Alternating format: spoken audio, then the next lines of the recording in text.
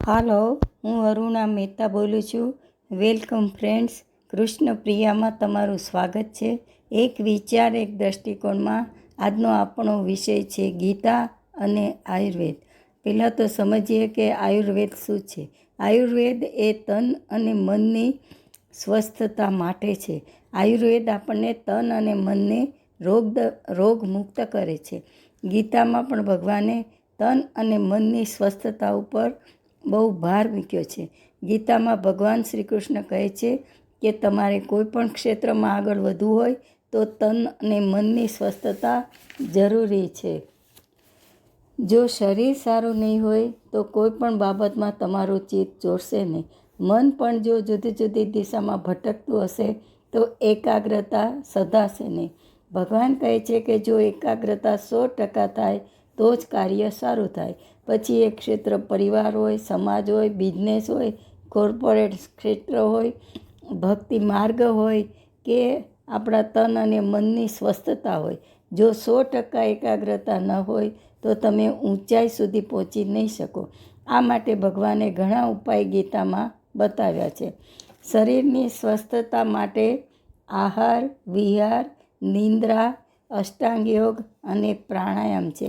મનની સ્વસ્થતા માટે પ્રાણાયામ અને ધ્યાન યોગ છે.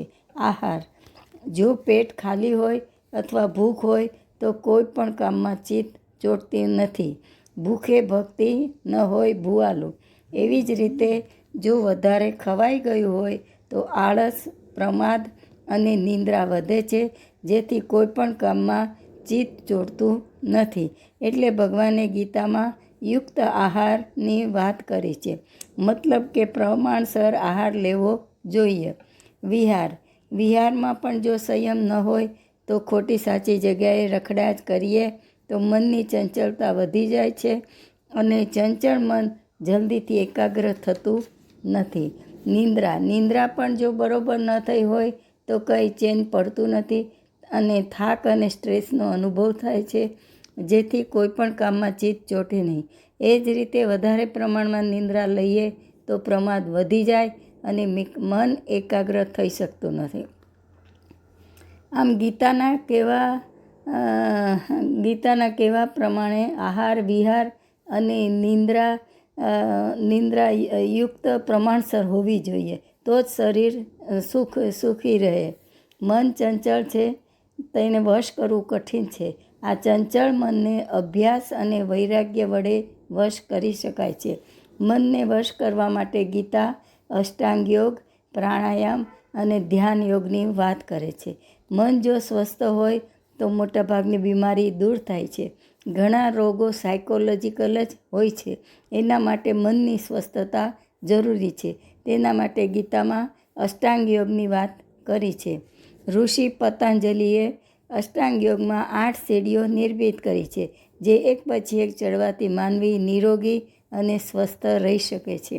અષ્ટાંગ યોગ એ કોઈ ધર્મકર્મ નથી, તે તો આપણા તનને અને મનને સ્વસ્થ કરનારી કડી છે.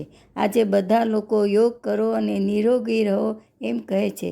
બધાને કેટલો બધો વિશ્વાસ છે આ અષ્ટાંગ યોગ પર. પ્રાણાયામથી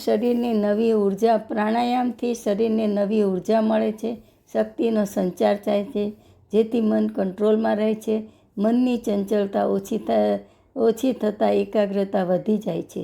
અષ્ટાંગ યોગમાં 8 ભાગ છે, જેમાં યમ, નિયમ, આસન, પ્રાણાયામ, પ્રત્યાહાર, ધારણા, ધ્યાન અને સમાધિ આ 8 સીડીનો સમાવેશ થાય છે.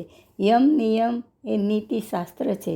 એમાં બાહ્ય શુદ્ધિકરણ અને આંતરિક શુદ્ધિકરણ અને આચાર શુદ્ધિકરણના નિયમો બતાવ્યા છે, જેથી તમારું તન મન બેઉ શુદ્ધ અને પવિત્ર બને છે અને તમે નિરોગી રહો છો. ત્યારબાદ જુદા જુદા આસનની વાત કરી છે. આસન અલગ અલગ પ્રકારની કસરત છે, જે શરીરના દરેક અંગને નિરોગી કરે છે. જાતના આસન બતાવવામાં આવ્યા છે. પ્રાણાયામ એ શ્વાસોશ્વાસની પ્રક્રિયા છે, જે કાર્બન ડાયોક્સાઇડ બહાર ફેંકવામાં આવે છે અને ઓક્સિજન લેવામાં આવે છે.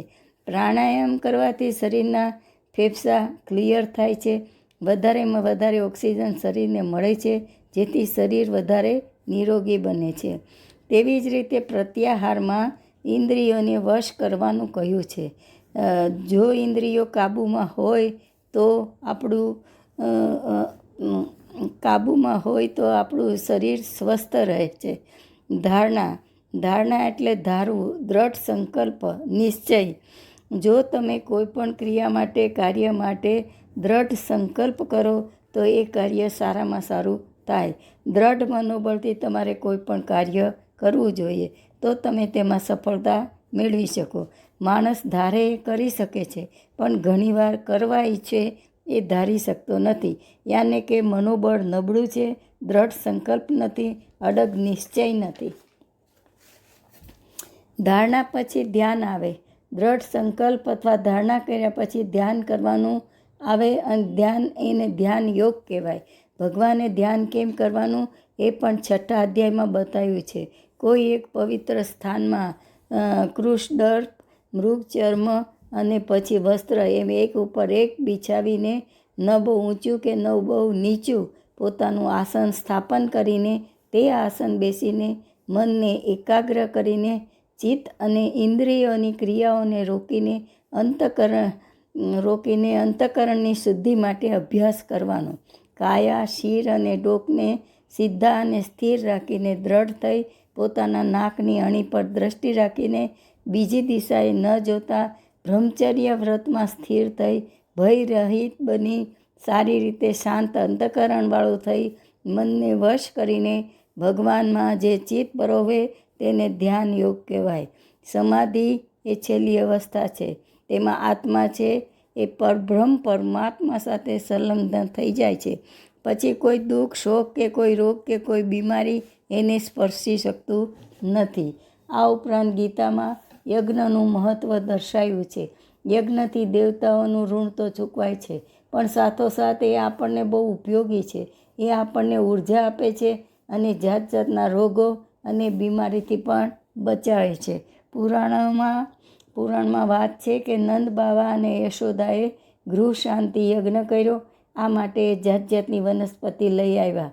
આંકડો, ખાખડો, ખેર, ખીજડો, પીપળો, દર્ભ, દૂર્વા, તલ વગેરે. આંકડો છે એ આપણને સૂર્યની ઉર્જા આપે છે. ખાખરો છે એ ચંદ્રની ઉર્જા આપે છે. પીપળો છે એ ગુરુની ઉર્જા આપે છે. અધેડો છે એ જંતુનાશક છે. સમિધા છે એ લોહીવર્ધક છે. દર્ભ અને દૂર્વાને મધમાં બોળીને હવનમાં હોમો તો શ્વાસની તકલીફ દૂર થાય છે. તલમાં 70% ઓઝોન વાયુ છે. તલ બળે ત્યારે ઓઝોન વાયુ ઉત્પન્ન થાય છે. આપણે જાણીએ એ આપણને બહુ ઉપયોગી છે. આપણે જાણીએ છીએ કે આ બધા ગ્રહોની ઉર્જા આપણા શરીર માટે કેટલી ઉપયોગી છે. એનાથી આપણી કેટલી બીમારીઓ દૂર થઈ જાય અથવા તો કોઈ રોગ થાય જ નહીં. યજ્ઞમાં ઘીમાંથી તેનો અર્ક ચોમેર ફેલાય છે. આખા વિશ્વમાં એની અસર થાય છે. ઘી બળે એની ગંધ સૂક્ષ્મ જીવાણુઓ સુધી પણ પહોંચે છે. આમ યજ્ઞથી ઘર પવિત્ર અને શુદ્ધ બને છે. એ ઉપરાંત શરીરને સારું પણ રાખે છે અને અનેક બીમારીથી દૂર રાખે છે. વળી વૃક્ષની ડાળીઓ, પાન, મૂળ આ બધી વનસ્પતિમાંથી દવા અને જડીબુટ્ટી બનાવવામાં આવે છે. જે જડીબુટ્ટીઓ અને દવા રોગ દૂર કરવામાં મદદરૂપ થાય છે. આ બધી વસ્તુ બતાવે છે કે આયુર્વેદ અને ગીતામાં કેટલું સામ્ય છે. બેઉ એકબીજા સાથે કેટલા સંલગ્ન છે, કેટલા જોડાયેલા છે. સંભવ છે કે આયુર્વેદનો જન્મ ગીતામાંથી જ થયો હોય. જય શ્રી કૃષ્ણ.